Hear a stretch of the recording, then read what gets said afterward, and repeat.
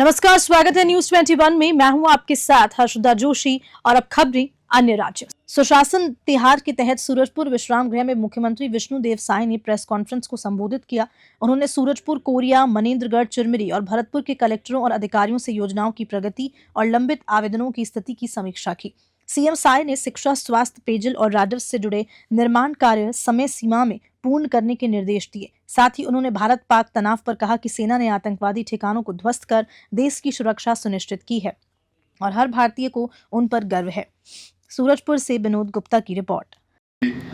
आवास योजना में अगर कोई शिकायत होगी तो सीधे उसके लिए कलेक्टर जिम्मेदार होंगे। और अभी हम लोग प्रधानमंत्री आवास में बेमेतरा जिले में शिकायत आई थी गड़बड़ी की, तो वहाँ 3 कर्मचारी को बर्खास्त करके उनके ऊपर FIR भी किए हैं। तो हमारी सरकार भ्रष्टाचार के लिए जीरो टॉलरेंस की नीति पर चल रही है और बाकी बहुत अच्छा फीडबैक है जनता का। हम लोग उनके बीच में जा रहे हैं तो बहुत उनका आशीर्वाद, दुआ हम लोग को मिल रहा है। आज सूरजपुर की इस पावन धरती में आज के इस प्रेस वार्ता में आप सभी मीडिया के बंधुओं का, इलेक्ट्रॉनिक्स मीडिया और प्रिंट मीडिया के सभी बंधुओं का बहुत बहुत स्वागत है। और इस अवसर पर हमारे प्रदेश की महिला बाल विकास एवं समाज कल्याण मंत्री श्रीमती लक्ष्मी राजवाड़े जी उपस्थित हैं। हमारे प्रदेश के पूर्व गृह मंत्री और वन विकास बोर्ड के चेयरमैन श्री रामसेवक पैकरा जी उपस्थित हैं। हमारे प्रदेश के पूर्व मंत्री और विधायक भैयालाल राजवाड़े उपस्थित हैं। पूर्व जिलाध्यक्ष बाबूलाल अग्रवाल उपस्थित हैं। हमारे प्रमुख सचिव सुबोध कुमार सिंह उपस्थित हैं। आप सबको मालूम है कि अभी हमारे प्रदेश में सुशासन तिहार चल रहा है और हम लोग सुशासन की स्थापना को लेकर पूरी तरह से प्रतिबद्ध हैं और संवाद से समाधान मई के अंत तक चलेगा और ये 3 चरणों में चलना है। प्रथम चरण 8 अप्रैल से 11 अप्रैल तक था, जिसमें हमारे अधिकारी लोगों के बीच में गए, सुझाव पेटी लेकर उनसे आवेदन भी लिए, ऑनलाइन भी उनकी समस्या को सुने और पूरे प्रदेश के 33 जिलों में 40 लाख से ज़्यादा आवेदन प्राप्त हुए हैं। और यहाँ पर सूरजपुर जिले में 83,000 आवेदन प्राप्त हुए हैं। कोरिया जिला में 65,000 आवेदन प्राप्त हुए हैं और मनेन्द्रगढ़, चिरमिरी, भरतपुर में 40,000 आवेदन मिले हैं। और दूसरा चरण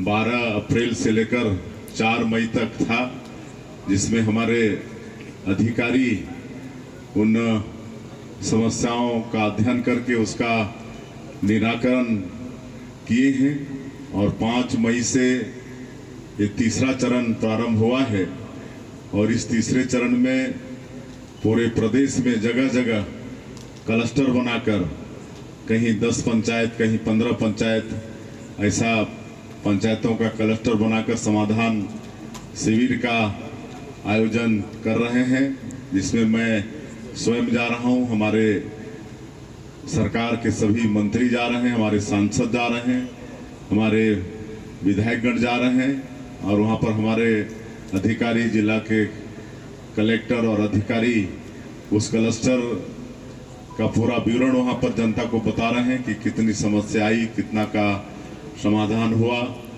और कितना का समाधान बाकी है। मैं लगातार 5 मई से क्षेत्र में हूँ। पहले दिन हम 5 मई को शक्ति जिला से प्रारंभ किए थे शक्ति के बाद कोरबा जिला, फिर जांजगीर चांपा जिला, ये 3 जिला का दौरा 5 मई को हुआ। और हम इसमें किसी गांव में अचानक उतरकर औचक निरीक्षण भी कर रहे हैं। वहां पर किसी पेड़ के नीचे खटिया में बैठकर चौपाल लगा रहे हैं और हेलीकॉप्टर देखकर लोग स्वाभाविक रूप से आ जाते हैं, तो सभी गांव वाले आ जाते हैं, तो उनसे सारी बातचीत होती है कि सरकार की योजनाएं उन तक किस तरह से पहुंच रही हैं, वहाँ राशन समय पर मिल रहा है कि नहीं, बिजली कैसी रहती है, जमा कर रही हैं, तो घर खर्चा में सहयोग कर रही हैं। कई जगह, एक जगह तो ऐसा है सारंगढ़ में एक दानसारा करके गांव, वहाँ पर वहाँ की महिलाएं चंदा करके प्रभु श्री राम का मंदिर का ही निर्माण कर रही हैं। तो इस तरह से बहुत अच्छा सरकार के ये जो 1.5 साल के काम हैं उससे लोग प्रभावित हैं और पूरे प्रदेश में हर क्षेत्र में विकास का काम भी हो रहा है, हर विभाग में विकास का काम भी हो रहा है। डबल इंजन की सरकार है, उसका भी लाभ मिल रहा है। और हम लोग भारत सरकार के पास जाते हैं अपने प्रदेश की समस्या को लेकर, तो हम हमारे माननीय प्रधानमंत्री जी, सभी बड़े मंत्री, सभी विभाग के मंत्री बड़े धैर्य से हम लोग की बात सुनते हैं और जो भी हम लोग उनसे मांग करते हैं उससे थोड़ा ज़्यादा ही हम लोग को छत्तीसगढ़ को दे रहे हैं। अभी हमारे प्रदेश में रेल के सेक्टर में 47,000 करोड़ से ज़्यादा का परियोजना चल रहा है। आज एक बड़ी खुशी की बात है कि एक जो बहुत पुराना रेलवे का मांग था, रावघाट जगदलपुर नई रेल लाइन, इसके लिए अभी ही स्वीकृति दिए हैं, कल ही स्वीकृति दिए हैं। 3,513 करोड़ रुपए का स्वीकृति दिए हैं और इसके लिए माननीय प्रधानमंत्री जी का और रेल मंत्री अश्विनी वैष्णव जी का हम पूरे छत्तीसगढ़ की जनता की तरफ से बहुत धन्यवाद करते हैं। इससे जो उस क्षेत्र में एक विकास का नया आयाम जुड़ेगा। उसी तरह से जो और भी रेल लाइन है, जैसे अनूपपुर से अंबिकापुर रेल लाइन है, इसका दोहरीकरण के लिए भी हम लोग प्रयास कर रहे हैं। आने वाले समय में इसकी भी स्वीकृति होगी।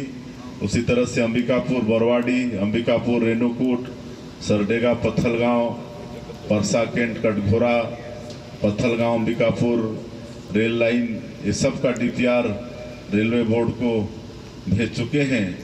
और वहीं अंबिकापुर गढ़वा रोड, कोरबा से अंबिकापुर नई लाइन के लिए डीपीआर तैयार कर रहे हैं और आने वाले समय में निश्चित रूप से इन परियोजनाओं का सैंक्शन होगा तो हमारे प्रदेश में रेल कनेक्टिविटी भी काफ़ी हद तक बढ़ेगी।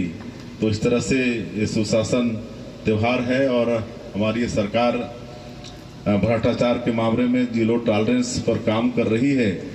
और आप लोग देख रहे हैं कि 1.5 साल में हमारा चाहे वो प्रदेश की एजेंसी हो चाहे केंद्र की एजेंसी हो, भ्रष्टाचारों पर जांच कर रही है और जो भी अपराधी हैं, दोषीदार हैं, उनको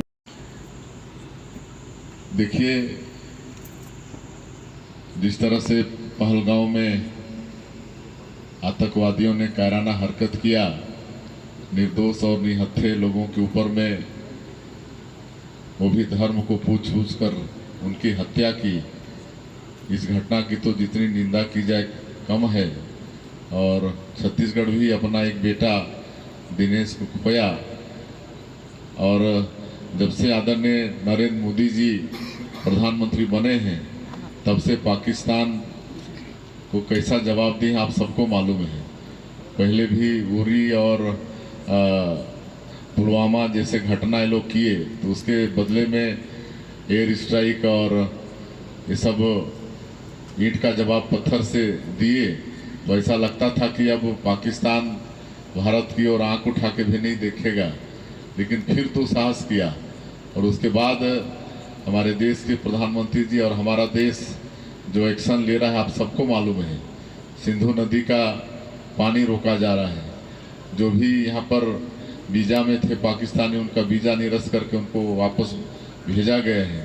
और अभी जो ऑपरेशन सिंदूर किया गया है, आप सबको मालूम है, कोई निर्दोष को नहीं मारे हैं। जो पाकिस्तानी आतंकवादी थे, उनके जो ठिकाने थे, उनको चिन्हित करके उन्हीं को ध्वस्त किया गया है। तो कितना कठोर कार्रवाई देश की तरफ से हो रहा है, आप सबको मालूम है। और इसके बाद भी अगर पाकिस्तान दुस्साहस करेगा तो फिर अपने पैर में ही वो कुल्हाड़ी मारेगा। इसी से जुड़ा हुआ मेरा सवाल है, आज कल रात में फिर से पाकिस्तान ने कोशिश की थी ड्रोन हमला करने की, जिसको इंडिया के जो आर्मी है उन्होंने निस्तर नाबूद कर दिया। आज फिर शाम की घटना है कि लगातार उनकी तरफ से बमबारी की कोशिश की जा रही है, लेकिन जो इंडियन आर्मी है, इंडियन फोर्सेज है, वो उसको डिस्ट्रॉय कर रहे हैं। तो कहीं ना कहीं जो इंडिया के आर्मी है या जो सैनिक है, उनका शौर्य दिख रहा है, तो उनको लेकर क्या कहेंगे, जो भारत के जो वीर जवान हैं? हमारे देश के सैनिकों के शौर्य को नमन करते हैं। और पाकिस्तान तो जैसे बोलते हैं ना, खिसियानी बिल्ली खंभा नोचे, अब इसके अलावा उनके पास कुछ भी नहीं रह गया। अब भारत के सामने कहीं वो नहीं पड़ते हैं, लेकिन अब उनको भी अपने जनता के प्रति जवाबदेही तो है। अगर कुछ नहीं करेंगे, सर में सर धर के बैठेंगे, तो उनकी जनता उनके ऊपर चढ़ेगी। तो कुछ ना कुछ तो करना पड़ेगा। इसलिए जैसे बोलते हैं कि खिसियानी बिल्ली खंभा नोचे, वही काम पाकिस्तान कर रहा है। चलिए, बहुत बहुत धन्यवाद आप लोग को।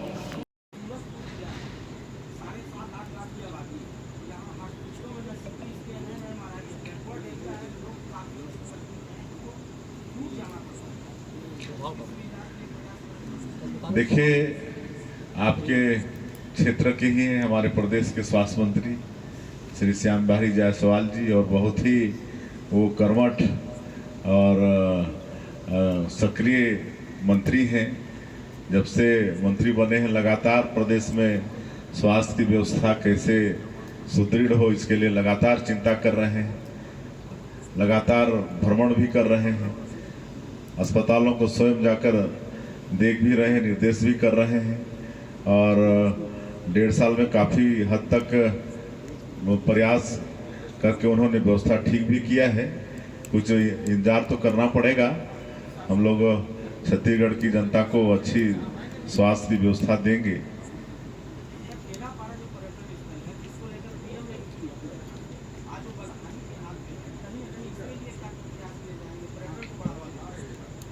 हम लोग पूरे प्रदेश में पर्यटन को बढ़ावा दे रहे हैं, और अभी जो नई उद्योग नीति लॉन्च किए हैं, उसमें बहुत कुछ अच्छी चीज़ है। उसमें ST SC, महिला, दिव्यांगजन, ये सब का ध्यान दिए हैं। और उद्यम में अगर 1000 करोड़ का निवेश आता है या 1000 से ज़्यादा उसमें एम्प्लॉयमेंट आता है, तो उनको और ज़्यादा सुविधा देने की सारी बात नई उद्योग नीति में है। और ये पर्यटन को भी हम लोग उद्योग का दर्जा दिए हैं। और छत्तीसगढ़ में बहुत संभावना है पर्यटन की, और हमारा बस्तर तो बिल्कुल स्वर्ग ही है।